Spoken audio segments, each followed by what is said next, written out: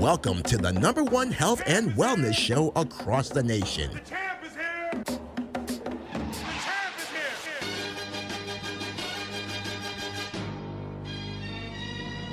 Get ready to tap into the best fitness, nutrition, and lifestyle advice right at the palm of your hands.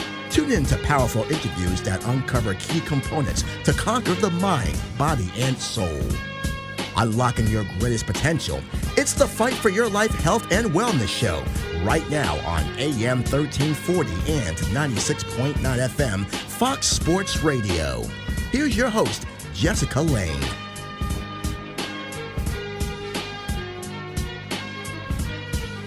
Hi guys, my name is Jessica Lane, on-air fitness personality and health reporter with Fox Sports Radio, and I want to welcome you guys to the Fight for Your Life Health and Wellness Show on Fox Sports Radio. Now, this show is intended to help individuals conquer anything that may be inhibiting them from reaching their best self. Whether it's physically, mentally, spiritually, or emotionally, we are all at some point fighting for our lives. And today I have a phenomenal person with me. His name is Dr. Baruch. Among many things, he is a naturopathic doctor. He believes in having food be your medicine. And not only that, he is known for implementing the only vegan restaurants in low-income, impoverished neighborhoods. How are you today? Very well. Thank you for having me. Of course, of course. So tell me a little bit about your journey, because one, like, I think you as a whole, you're a statement in itself. Like, to have the only vegan restaurant in low-income neighborhoods is tremendous. But two, also you being a naturopathic doctor. Tell me a little bit about that. Well, we'll start the journey back when I was 7. I had a beautiful second grade teacher who had thought that I shouldn't eat pork anymore. And that started me on the journey to understanding there was a difference between food that was healthy and unhealthy. Mm-hmm. So I stopped eating pork as of that day. Then it was about 3 or 4 years later that I stopped eating all meat.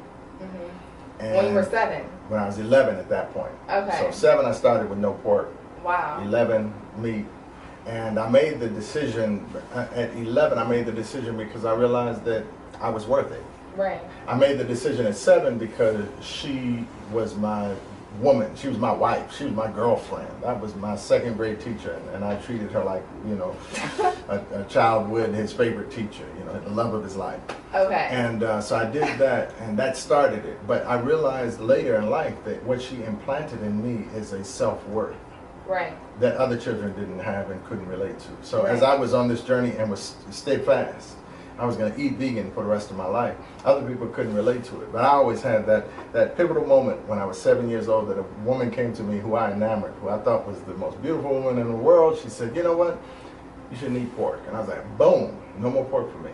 So let me ask you, how was that in your household structure? Because, you know, as a child, your parents feed you. Your parents are the ones that provide food for you. So how was that conflict? Well, Dad wasn't agreeable. You know, he said, look, if my wife prepares it and you live in this house, you're going to eat it. And it was like, my brother and sister were like, ooh, I can't wait till next week. Because we always had pork one day out of the week. Right. So next Thursday we were having our pork, and it's pork chops again. And I didn't eat it. My father said, don't get up from that table until you finish your food. And I fell asleep at the table because I wasn't going to eat it because Miss Williams ranked real high in my mind. Even though my father had a real strong hand, I was like, this is going to be tough. But I was able to hold on, and my father relaxed. He said, all right, I'm going to let you do this, but, you know, don't try nothing else. You know, I don't care who tells you. And so I stopped pork. I stopped all meat when I was 11. And ironically, about 20 years later, my father called me up on the phone. He said, you know, it's crazy what I'm about to tell you, but my medical doctor just told me I shouldn't eat any more meat. Wow. Mm-hmm. So, wow. Yeah, if he'd only listened to me when I was doing it, he would have had a better health outcome. But that started me on the journey to eating healthy. And what made me get into the business is because I noticed that every time I wanted to go to get something healthy, I had to go outside of my neighborhood. Right. I was like, this is crazy. Every time I want to eat what I eat, I got to go somewhere. No, that doesn't make sense. So I decided I would open up my own, and I started in my garage in 1995. Wow. And that started me on the journey. Then after being on the journey for about 9 years, I said, you know, the best way to get more customers is not really marketing, it's education. Right. Let's educate so we can substantiate the decision that people are making to eat healthy.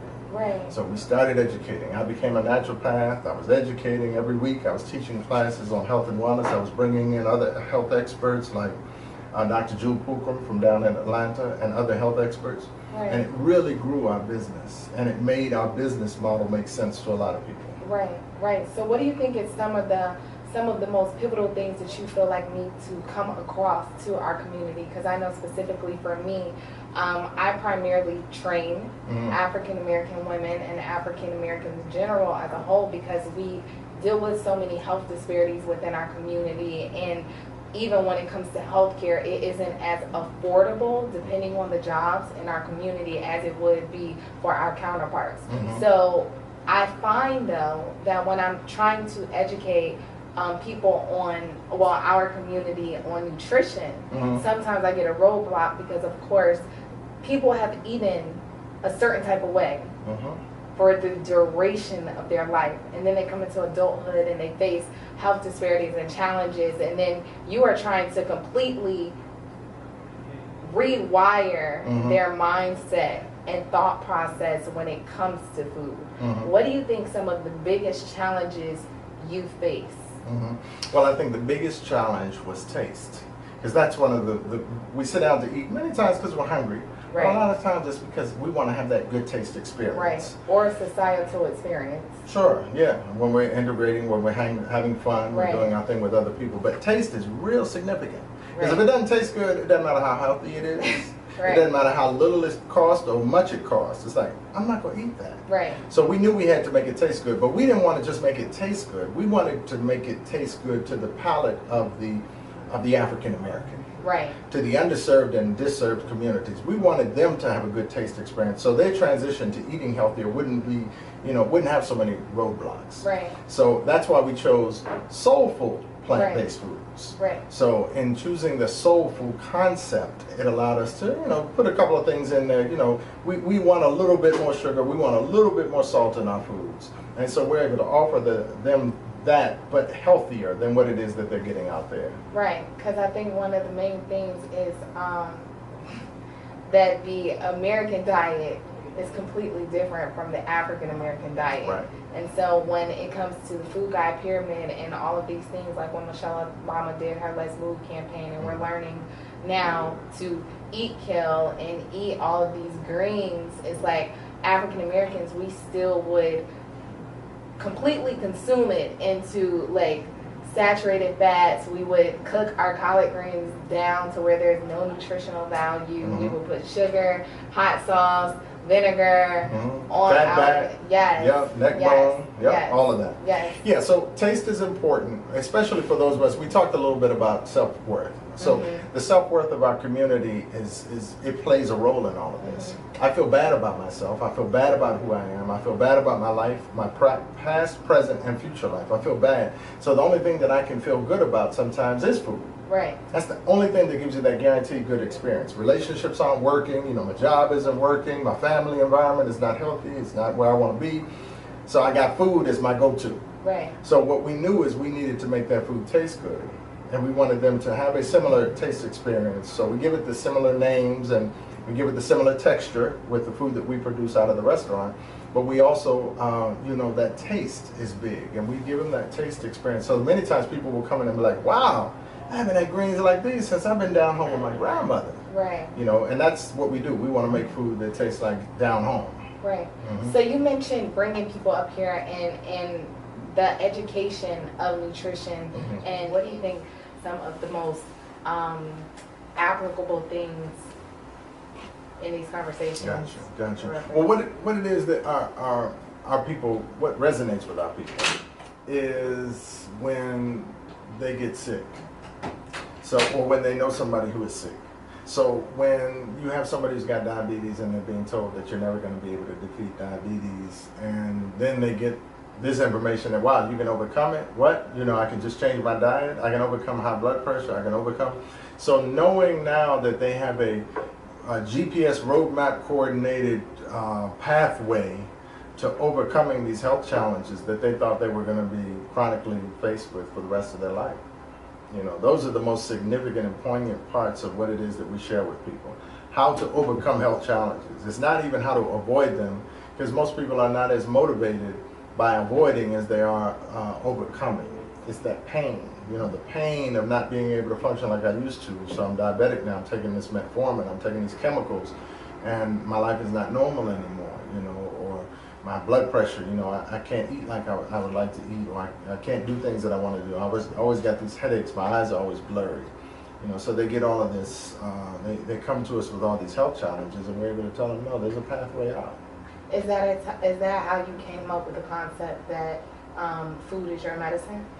Food is your medicine, and eat the cure. Eat the cure was actually the first concept that we came up with. We said, why run for the cure? Why, march for the cure? Why demonstrate for the cure? Let's eat the cure. We have the capacity to take charge of our health and eat the cure. So that's what we embarked upon. And food being your medicine, of course, we didn't create that. It's been around for many, many years. But what we decided is food is your medicine, yes, but what we would do is make your medicine taste good. So we took the concept food is your medicine and just, kind of gave it some flavor, gave it a little soul. So for the people that do not have access to your restaurant, but really need to change their eating habits and their eating lifestyle, how is it that they can do this effectively? Sure. If they don't have access. There are about 3 or 4 things that I would suggest that they do. There's some really good videos out. I won't market any of them, but there's some really good videos out there that can help substantiate making the change. 1. 2, if you're not around people who want to make the change that you're wanting to make, then you probably need to kind of begin to interface and interact, socialize with people who want to make the same changes that you want to make. Right. And 3, I would say all of us have access to healthy food somewhere around us. Even if it's in your own backyard. Right. Go to YouTube, get some recipes, plant some food in your backyard, get some recipes, and start making your own food. Might sound hard at first, but it's doable. It's what we used to do. It's how I was raised. Every day I would go out in the backyard and get my food. The world is different now, but it isn't that we're at a place that we can't get back to, especially when the motivation is to be well. Right. And I would say the 4th thing would be we really got to avoid the interaction with the whole fast food industry. We have to disconnect and disengage. It's so convenient. It's so inexpensive. It tastes so good that it just makes us, oh man, this is so right. This is what I need in my life right now. No, it's not, because we're seeing people with health challenges. I mean, the African American community is now suffering from the worst health challenges across the board of any population of people. Right. And it's because of the convenience, it's because of our culture, it's because of what we're accustomed to, it's because of the price, it's because of our taste buds. And all of those things should not rank higher than, is it good for me? Right. That should be the most important thing. Right. I resonate with that. And specifically for me, I find it challenging trying to change someone's mindset. Mm-hmm. And trying to, especially when I have clients that have health disparities, or even family members that have health disparities, that it's like what you need to do, but doing it is completely different. Or I will do it for a week or 2 weeks, and then I divert or regress back to where I started. What do you think some tips are to help you get on and then maintain that lifestyle change? Well, first I think looking in the mirror and committing to yourself that you're worth it. Right. If you don't believe that you're worth it, then you're not going to do it. You have to commit to yourself that it's worth it for you to make these changes and to do this work so that you can get this outcome. Right. And if you can't get past that hurdle, then the first thing that comes across your way that causes you to look to the side, you're going to be off on some other path. Right. So the best thing to do is to get into a space where you're uplifting yourself and get around people who uplift you. Mm-hmm. And when you're around people who uplift you, more than likely they're already doing the right things. Right. So it helps build you up. Then education again is key. Just being educated and being around people that are educated. That's important. Don't put yourself in a space where you're going to be tempted. Stay away from that. That's why I say those fast food joints, just stay away, because it's too convenient. For $1 I can get all of that. Man, yeah, I'm going to do that. No, don't do that. Right. Because too many people did that every day until the point that they have colon cancer, and then it's like, wow, I wish I hadn't done that. Right. So, and pain is, like I said, pain is a great motivator. So sometimes hearing about the challenges that other people have is, is a motivator. It's like, whoa, all of that, you lost all of that, you can't do that, you no longer are doing that, Right. and boom, boom, boom, So, right, and it's so unfortunate that I feel like sometimes people don't change until they have a health scare. Right. Yeah, that's the major And motivator. that's the status. Pain is a great motivator. Yeah. It is. And when you start realizing you're losing your life, you're losing your quality of life, that represents pain. Men who are now on diabetes medication or high blood pressure medication, only to find out that now they're impotent, that's a great motivator. They're like, whoa, I didn't know that this was going to be the side effect of the medication. Yeah, it's not the side effect of the medication by nature. It's the side effect of the medication by design. Right. They designed it to cause you to be impotent because they knew that then you'd be another customer. Right, right. And you just pinpointed something that I tell people all the time because I don't believe in medicine. Mm-hmm. I believe that medicine is a drug that leads to something else to go wrong or haywire in your body. Mm-hmm. And a lot of people, you have people taking thyroid medication that's leading to high blood pressure or vice versa. And you have people taking diabetes medication. You have people taking, like, let's say, even women, for instance. Women will take like a yeast infection medication and then get a bacterial infection or something like that. So Mm-hmm. how is it that you would talk about these medications and the importance of not taking pharmaceutical medications? Well, first off, I would tell everybody, if you're not ready to make the lifestyle change, keep taking the medication. If you're going to keep eating all that crap that you've been eating, keep taking the medication, because that's for you. That's for those of us who are undisciplined and don't have the right self-worth and won't eat healthy. However, I would say for those of us that are prepared for the change and making this uplift in their own lives, there's something that I would put into their ear. That is, if me taking your high blood pressure medication will make me sick, because they tell me don't take his high blood pressure medication because it'll make me sick. Well, if me taking your high blood pressure medication will make me sick as a healthy whole person, then the best that you can expect out of you taking the high blood pressure medication is that you're going to be sick. So you're never going to get well. Otherwise, if the medications were designed to cause you to get well, a well person should be able to take them and they not get sick. That's not the case. And why do you think that is? Let's pinpoint that. Well, because the industry is not designed to create wellness. Right. They don't make money off of wellness. Right. They make money off of sickness. And if they can keep more people sick, they can keep more money coming in.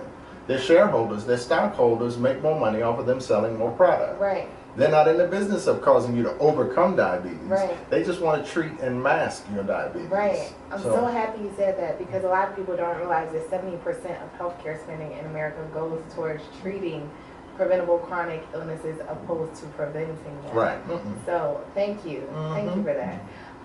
So a couple things that now I want to get into because I have so many people. I have just been talking you up. I have so many people that have so many questions.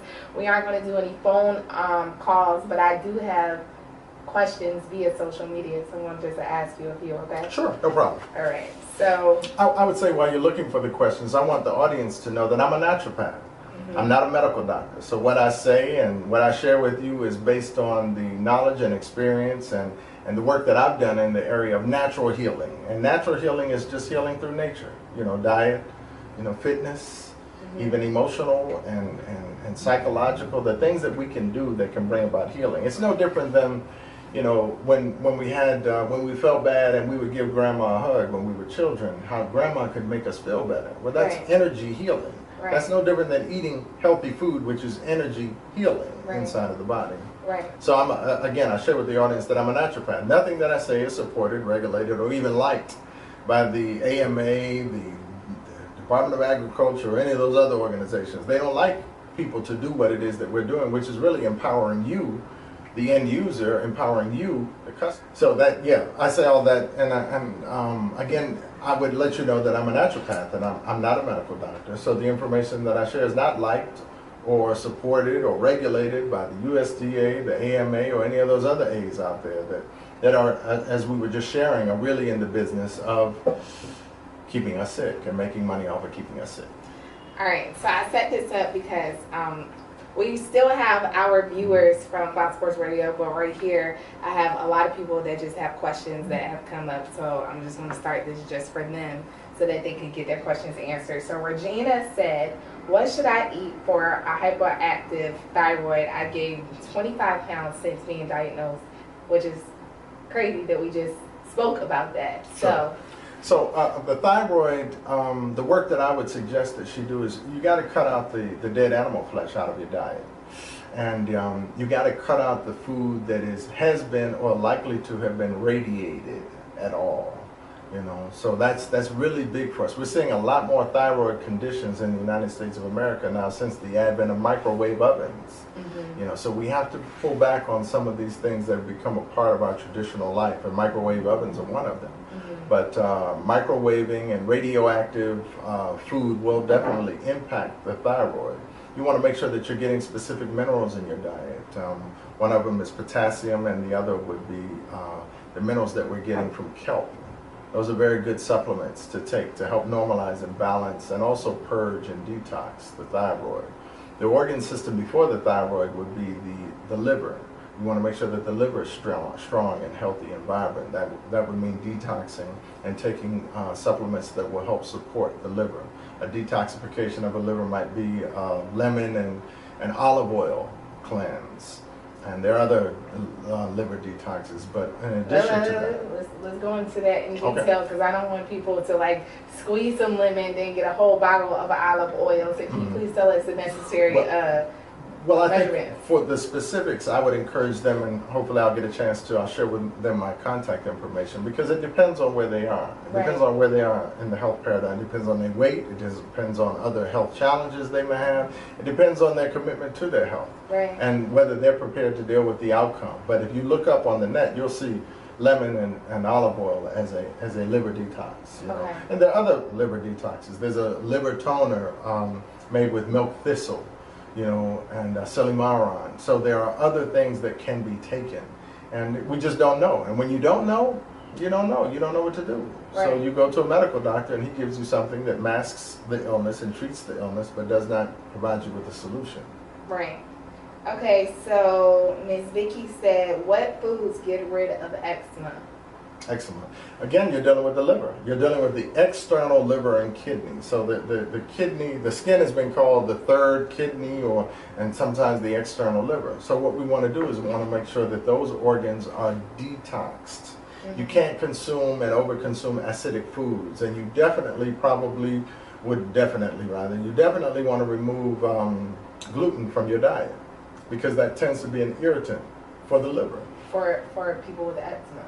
For the liver, and the liver being irritated will cause you to have, in many instances, eczema. Okay, so we need to drink more alkaline. Oh, definitely. So alkaline, primarily no acidic foods, and then detoxing the liver by. Yeah, so we talked earlier about there's several detoxes, but one of a good detox is a lemon and olive oil detox. Okay, got it. Okay, perfect. Let's see, next question. What can I take for relentless leg syndrome? Restless leg syndrome? Yeah. Okay. Let me read that question. Okay. What can I take for restless leg syndrome? Okay, so restless leg syndrome is, you know, there are probably a lot of sources for a challenge like that. So what I would say, you have to deal with your base. Your base is make sure that you're getting sufficient vitamins and minerals, you're getting the sufficient sunlight, you're grounding out the energy in your body. And what I mean by grounding out is you're going out and walking on the soil with your barefoot out in the field somewhere, not in front of your townhouse where there's a little plot of dirt, you know, right there. I'm talking about walking out like in the park, where your body's able to ground out a lot of that electricity and a lot of that energy that becomes toxic inside of our bodies. Wow. And I was not expecting that answer. And you know, there are other reasons why our body reacts, and sometimes it depends on the person. You know, one person may be having, you know, a problem with their nervous system. Another person might have an issue with, you know, just their emotional health and well-being, and it causes these things to happen. So it varies. That's why I say you got to get the base first. So you got to get your vitamin D. You got if you're plant-based, You got to get your B12, you got to get your omega-3, you got to get, those basics so that the body has a foundation in order to be healthy. Because if you don't create that foundation, it's going to be unhealthy. It'll be unstable, and you'll find things going wrong, and you won't necessarily know why. So if you give it that good cross-section of multivitamins, along with the alkaline water, along with the healthy diet, along with, taking that 20 minutes a day to get some sunlight, direct sunlight, not through your window, not through the car window. J Solution said, what foods can reverse acid reflux or GERD? Okay. What we have to look at with regard to the acidity inside of the stomach is supposed to be acidic. It is where food gets digested, decomposed, so that the nutrients can be extracted out of it in the small intestines. However, when we're consuming, while we're eating our food, we're consuming, let's just say, a cold beverage. Now you're diluting the hydrochloric acid, you're preventing the body from having the appropriate concentration of acid. You are, when you're consuming so much acid foods, you're overly acidifying the body. So you're drinking a Pepsi or a Coke or something with your food. You're acidifying the body, and you're throwing off the balance that should be there inside of the stomach. I would say, in order to achieve your goal of reversing the health condition, first off, we want to separate drinking and eating. Don't drink while you eat. Give yourself at least 30 minutes, preferably an hour.